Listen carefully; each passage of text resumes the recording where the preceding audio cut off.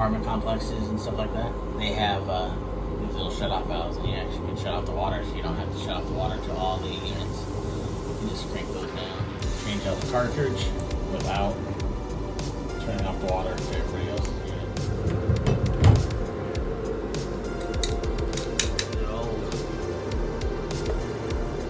How you know it's old? Well, you can see that it's got a bunch of corrosion here. Dirt is probably not helping the seals. The seals are hard and they're no longer round. We'll use water to get that broken seal out. There you go.